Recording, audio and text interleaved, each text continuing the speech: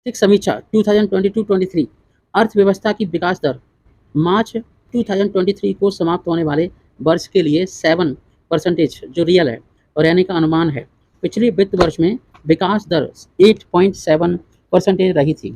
अगर हम पिछले साल की बात करें तो पिछले साल आर्थिक सर्वेक्षण में 2022-23 के दौरान देश की जीडीपी विकास दर 8 से लेके 8.5% रहने का अनुमान जाहिर किया गया था। लेकिन वित्तीय वर्ष 2023-24 के दौरान भारत की जीडीपी विकास दर 6 से लेकर के 6.8% के रहने का अनुमान लगाया गया है।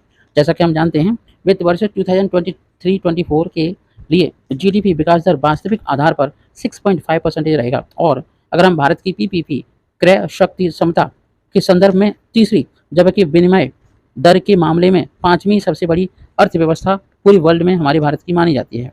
नेक्स्ट वित्तीय वर्ष 2022-23 के प्रथम अग्रिम अनुमान के अनुसार भारत में प्रति व्यक्ति निवल राष्ट्रीय आय स्थिर मूल्यों के आधार पर 96,522 रुपये है और अगर हम प्रति व्यक्ति आय की वार्षिक वृद्धि की दर देखें रेट देखें तो वो हो गई आपकी 5.5% इंक्रीज हो चुकी है।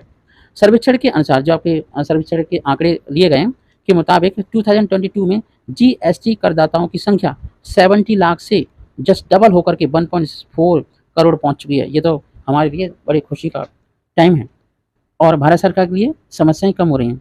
सर्वेक्षण के अनुसार वित्त वर्ष 2022-23 के दौरान राजकोषीय घाटा जो आपका 6.4% रहा, जो पिछले वित्त वर्ष में 6.7% रहा था, तो 3% की घाटे में कमी आई है।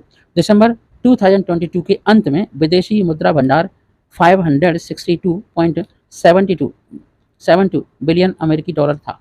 और आपको बता दें आरबीआई ने वित्त वर्ष 2022-23 में मुद्रास्फीति का मतलब है जो आपका महंगाई दर है की दर 6.8 रहने का अनुमान लगाया है।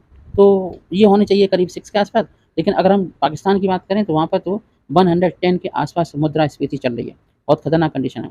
वित्त वर्ष 2022-23 में कृषि का सकल मूल्य वर्धन जीवीए मूलभूत कीमतों पर 3.5% रहा, जो पिछले वित्त वर्ष के 3.0 से अधिक है। और अगर हम सूक्ष्म लघु और मध्यम उद्यम एमएसएमई क्षेत्र के लिए ऋण वृद्धि देखें जनवरी नवंबर के आसपास तो रही है आपकी 20